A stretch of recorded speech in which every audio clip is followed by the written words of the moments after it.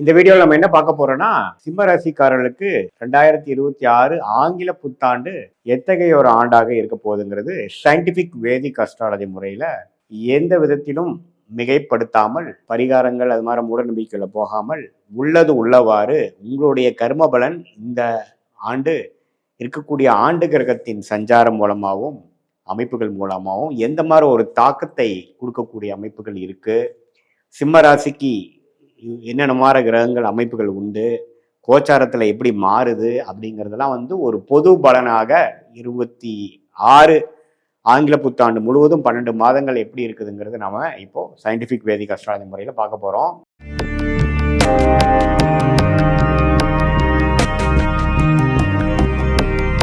சிம்மராசிக்காரர்களுக்கு அஷ்டம சனி 2025 ஏப்ரல் மாதத்திலிருந்தே நடந்து கொண்டிருக்கிறது. அதுல 26 ஸ்டார்ட் ஆகும் பொழுதே பார்த்தீங்கன்னா அஷ்டம சனியில தான் ஸ்டார்ட் ஆகிறாங்க.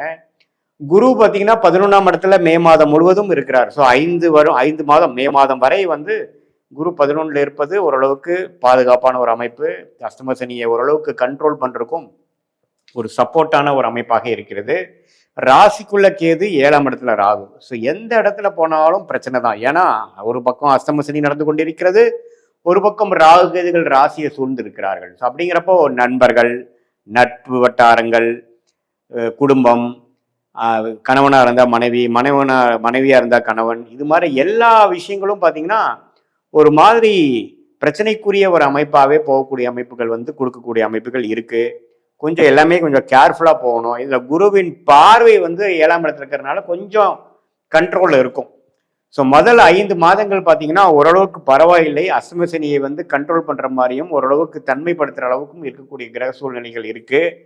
இதில் பாருங்க, கொஞ்சம் லாபங்கள் எடுத்து கொஞ்சம் கடனை அடைக்கக்கூடிய தொழிலதிபர்கள் கொஞ்சம் கடனை குறைச்சிக்கணும். குடுக்கல் வாங்கல்ல சில இக்கட்டான ஒரு விஷயத்த முடிச்சுக்கணும், சரி பண்ணிக்கணும் இந்த 5 மாதங்கள். ஏன்னா மாணவர்களாக இருந்தாலும் சரி, இளைய வயதினராக இருந்தாலும் சரி, சீனியர் சிட்டிசனாக இருந்தாலும் சரி, மிடில் ஏஜ் பீப்புளாக இருந்தாலும் சரி, ஒரு மாதிரியான ஒரு டிரான்சிஷனரி பீரியடாக தான் இந்த சிம்மராசிக்கு அஷ்டம சனி கொடுத்து கொண்டு இருக்கிறது. இந்த நேரத்தில் அதிக ரிஸ்க் எடுக்கிறது, நம்ம சரி அப்புறம் பார்த்துக்கலான்ட்டு ஒரு பெனிஃபிட் ஆஃப் டவுட் கொடுத்து வாழ்றதெல்லாம் பார்த்தீங்கன்னா ஒரு இக்கட்டான ஒரு சூழ்நிலை கொடுக்கக்கூடிய அமைப்புகள் இருக்கிறதுனால கொஞ்சம் கேர்ஃபுல்லாக போகக்கூடிய அமைப்புகள் தேவைப்படுகிறது.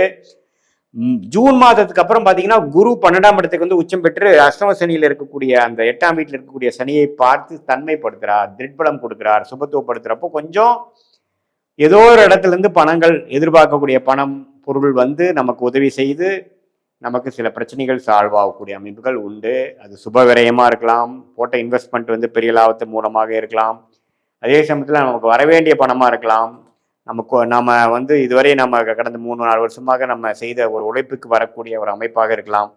இதெல்லாம் ஓரளவுக்கு உச்ச குருவாக 12ஆம் இடத்துக்கு நமக்கு சில நிவர்த்தனை, சில பிரச்சனைகள், சில கடன் பிரச்சனை, குடுக்கல் வாங்கல் பிரச்சனை, ஃபினான்ஸ் விஷயங்கள், அதே மாதிரி வெளிநாடு போகணும்னு எதிர்பார்க்குறவங்களுக்கு வெளிநாடு வாய்ப்புகள், கொஞ்சம் இம்போர்ட் எக்ஸ்போர்ட் இருக்கிறவங்களுக்கு நல்ல ஒரு பிரேக் த்ரூ, கொஞ்சம் இடம் மாற்றங்கள் மூலமாக ஒரு நல்ல பெனிஃபிட், இது மாதிரி விஷயங்கள்லாம் கொஞ்சம் கொடுக்கக்கூடிய அமைப்புகள் இருக்கு.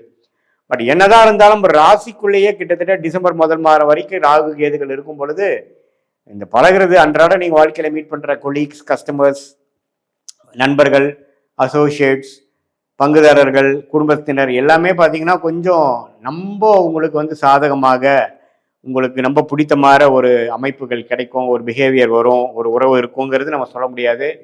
இந்த நேரத்தில் தெரியாத ஒரு நபர்கிட்ட போய் நம்ம ஏமாறுறது, ஆண்களாக இருந்தால் ரொம்ப கவனமாக பெண்களோட ஏதோ ஒரு புதுசாக தெரியாதவங்களோட நீங்கள் ஒன்று கொஞ்சம் க்ளோஸாக பழகுறீங்கன்னா நம்ம யாரோட நீங்கள் பழகுறீங்க, என்ன பண்ணுறீங்கன்னு தெரிஞ்சு பண்ணணும். அதே மாதிரி பெண்களாக இருந்தால் நம்ம தேவையில்லாமல் ஒருத்தரை நம்பி ஏமாந்துடக்கூடாது. ஸோ இது மாதிரி விஷயங்கள்லாம் கொஞ்சம் ஒரு ரிஸ்கான ஒரு அமைப்புகள் உள்ள ஒரு அமைப்பு தான் சிம்மராசிக்காரர்களுக்கு போய்கொண்டு இருக்கிறதுங்கிறது நீங்கள் தெரிஞ்சுக்கணும். ஸோ மேலோட்டமாக அன்றாட வேலைகளை செய்து கொண்டு புதுசாக ஒரு உறவுகளோ, புதுசாக ஒரு முயற்சியோ, புதுசாக ஒரு திட்டத்தையோ தீட்டி செய்தோம்னா அது நீங்கள் கரெக்டாக பண்ணுற மாதிரி இருந்தாலும் பெரிய அமைப்பு மாதிரி ஒரு ஆசை காட்டினாலும் அஷ்டம சனி முடிஞ்சதுக்கப்புறம் 27ல் போய் நீங்கள் பார்த்தீங்கன்னா அது ஏன்டா செஞ்சோன்னே தெரியல, நம்ம அதை அவாய்ட் பண்ணியிருக்கணும், அந்த டைமில் சும்மா இருந்திருந்தாவே போதும் அப்படிங்கிற மாதிரி சில ரெட்ரோஸ்பெக்டில் உங்களுக்கு ஐடியா கொடுக்கக்கூடிய அமைப்பு இருக்குது. ஏன்னா நம்ம அஷ்டம சனினா என்னன்னா கர்ம பலன் நம்மளுடைய தீய கர்ம பலனை கழித்து கொண்டிருக்கிறோம் என்று தான் நாம் எடுத்துக்கொள்ள வேண்டும்.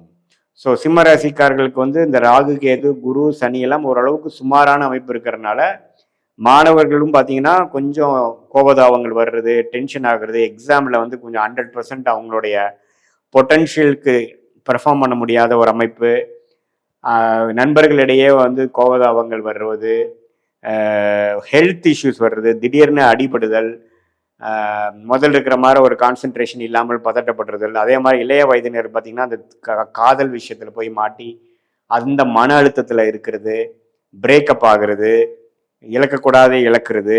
அதே மாதிரி நடுத்தர வயதினர் பார்த்தீங்கன்னா அந்த அவங்களுடைய மிட் லைஃப்பில் வந்து சில விஷயங்கள் சாதகமாக இல்லை, வேலை தொழிலில் வந்து திடீர் செட்பேக் வரக்கூடிய அமைப்புகள், அது மாதிரி அமைப்புகளாக இருக்குது. அதே மாதிரி முதியோர்கள் பார்த்தீங்கன்னா திடீர்னு உடல்நிலை கோளாறு ஆகிறது, திடீர்னு ஸ்லிப்பாகி கால் அடிபடுறது, இது மாதிரி சில விஷயங்கள்லாம் வந்து திடீர்னு நம்ம எதிர்பார்க்காத அமைப்பில் வந்து நடக்கக்கூடிய அமைப்புகள் உண்டு. ஸோ இதெல்லாம் கொஞ்சம் கேர்ஃபுல்லாக இருந்து இந்த காலகட்டத்தை நீங்கள் கடக்கணுங்கிறத நான் கேட்டுக்கொள்கிறேன். ஸோ அதனால் சிம்மராசிக்காரர்களுக்கு வந்து ஓரளவுக்கு அன்றாட வாழ்க்கையை சர்வைவ் பண்ணுறதுக்கு என்னென்ன விஷயங்கள் நம்மளால் பண்ண முடியுமோ அது மாதிரி விஷயங்கள் மட்டும் செய்து கொண்டு புதுசாக எதையுமே பெருசாக யோசிக்கிறதுக்கு அடுத்த வருஷத்தை நீங்கள் ஒத்து வைக்கிறது நல்லது. ஏன்னா இந்த காலகட்டம் வந்து 30 வருஷத்துக்கு ஒரு தடவை வரக்கூடிய ஒரு காலகட்டம்.